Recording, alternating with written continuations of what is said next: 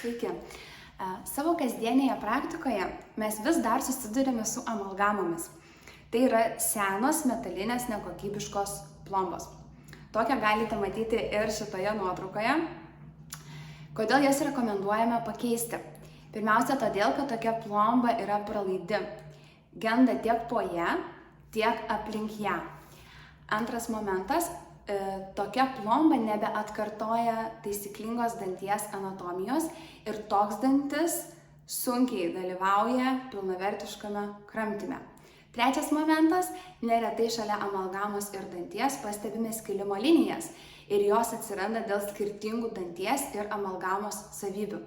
Tad jeigu dar pastebite savo burnoje tokių senų metalinių juodų plombų, atvykit pas gydytoją odontologą konsultacijai.